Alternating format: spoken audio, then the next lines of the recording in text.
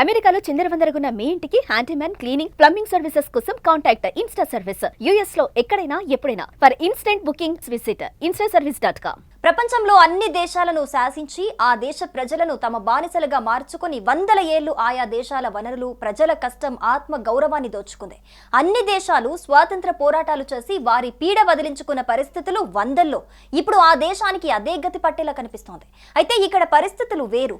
ప్రపంచ దేశాల వారు అజమాయిషీ ఆధిపత్యం వారిని కొల్లుకునేలా చేస్తోంది. ఏ రేంజ్లో అంటే విదేశీ వలసలను అడ్డుకోవాలంటూ లక్షలాది మంది ప్రజలు రోడ్డెక్కి నిరసనలు చేపట్టే దుస్థితి ఇప్పుడు ఆ దేశానికి పట్టింది. ఇంతకీ ఈ దీనస్థితిలో ఉన్న దేశం ఏంటి అనుకుంటున్నారా?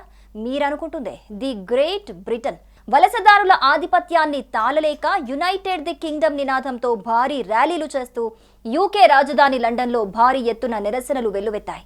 దీంతో ప్రపంచాన్ని బానిసలుగా చూసిన యూకే ఇప్పుడు వలసదారుల నుంచి ఫ్రీడమ్ కోరుకునే స్టేజ్కి దిగజారిపోయింది అంటూ నెటిజన్లు కమెంట్స్ పెడుతున్నారు. అసలు ఈ యునైటెడ్ ది కింగ్డమ్ ర్యాలీ ఏంటి? ఎందుకు ఈ నిరసనలు చేస్తున్నారు? అసలు వలసదారులపై ఈ వ్యతిరేకత ఏంటి? ఎందుకు దీన్ని స్టార్ట్ చేసింది ఎవరు అనే అంశాల గురించి ఈ వీడియోలో తెలుసుకుందాం.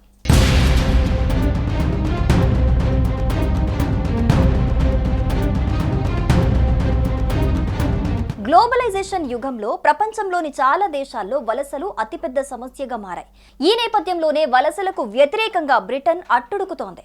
దేశంలోకి ప్రవేశిస్తున్న వలసదారులను వెనక్కు పంపేయాలని డిమాండ్ చేస్తూ రాజధాని లండన్లో ఆందోళనకారులు భారీ స్థాయి ర్యాలీ నిర్వహించారు. దీంట్లో దాదాపు 1,50,000 మంది పాల్గొన్నారు. సెంట్రల్ లండన్లో జరిగిన ఈ ర్యాలీ బ్రిటన్ చరిత్రలోనే అతిపెద్దదని మెట్రోపాలిటన్ పోలీసులు పేర్కొన్నారు. వలసలు, ఇస్లామైజేషన్కు వ్యతిరేకంగా ఉద్యమిస్తున్న కార్యకర్త టామీ రాబిన్సన్ ఆధ్వర్యంలో యునైటెడ్ ది కింగ్డమ్ పేరిట ఈ ప్రదర్శన జరిగింది. మరోవైపు జాతీయాహంకారానికి వ్యతిరేకంగా స్టాండప్ టు రేసిజం అనే నిరసన కూడా చేపట్టారు. దీనిలో 5,000 మంది పాల్గొన్నారు. సమాజంలో ఈక్వాలిటీ, యూనిటీని ప్రోత్సహించాలని వారు కోరారు. పలు జాతులు, సంస్కృతుల ప్రజలు దేశంలో సామరస్యంతో జీవించాలని పిలుపునిచ్చారు. ఒక జర్నలిస్ట్ గా పనిచేస్తున్న రాబిన్సన్ ఈ యునైటెడ్ ది కింగ్డమ్ ర్యాలీని నడిపిస్తున్నారు. ఆయనకు ప్రపంచ కుబేరుడు ఎలాన్ మస్క్ తో సహా పలువురు ప్రముఖుల మద్దతు కూడా ఉంది.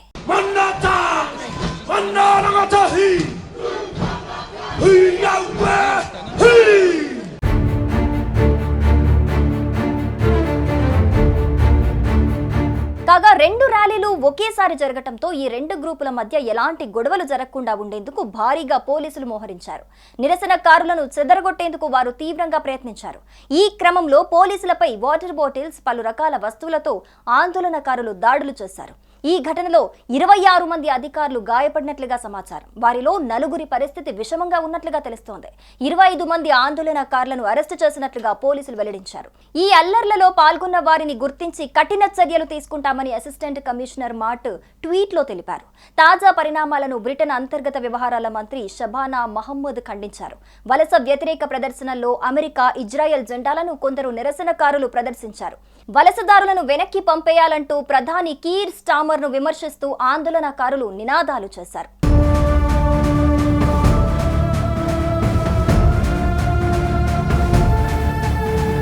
రాబిన్సన్ ఆధ్వర్యంలో జరిగిన ర్యాలీని ఉద్దేశించి మస్క్ వర్చువల్ గా మాట్లాడారు. బ్రిటన్ పౌరుడిగా ఉండటం గొప్ప విషయం, కానీ దేశం నాశనం అవటం నేను ఇప్పుడు చూస్తున్నా. చిన్న కోతగా ఇది మొదలైంది, కానీ ఇప్పుడు భారీగా అక్రమ వలసలతో నిండిపోయింది.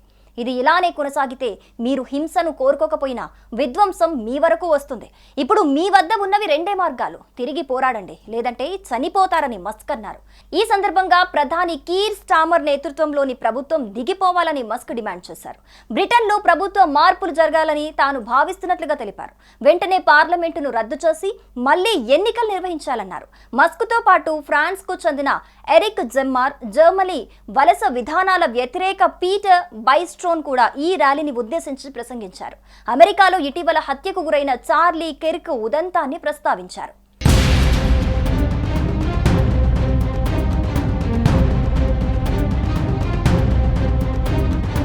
ఈ నేపథ్యంలోనే వలసలపై ఎందుకు ఈ వ్యతిరేకత అనే ప్రశ్న అందరిలో మెదులుతోంది. ఇటీవల కాలంలో బ్రిటన్కు అక్రమ వలసలు భారీ ఎత్తున పెరిగాయి. ఈ ఏడాది ఇప్పటి వరకు 28,000 మందికి పైగా వలసదారులు పడవల ద్వారా బ్రిటన్కు చేరుకున్నట్లు నివేదికలు చెబుతున్నాయి.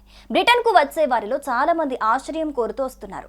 వలసలు రికార్డు స్థాయికి చేరుకోవడంతో స్థానికుల్లో అసంతృప్తి పెరిగింది. ప్రభుత్వం వలసదారులను తాత్కాలికంగా హోటళ్లలో ఉంచుతోంది.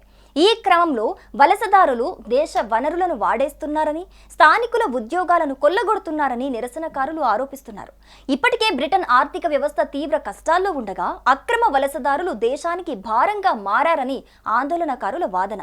వలసల వల్ల తమ జాతీయ గుర్తింపు, సాంస్కృతిక విలువలు ప్రమాదంలో పడుతున్నాయని వారు భావిస్తున్నారు. కాగా వలసలకు వ్యతిరేకంగా లండన్లో నిర్వహించిన భారీ ర్యాలీలో హింస చోటు చేసుకోవటాన్ని బ్రిటన్ ప్రధాని కీర్ స్టార్మర్ తీవ్రంగా ఖండించారు. ఆందోళనలకు తలొగ్గే ప్రసక్తే లేదన్నారు ఆయన.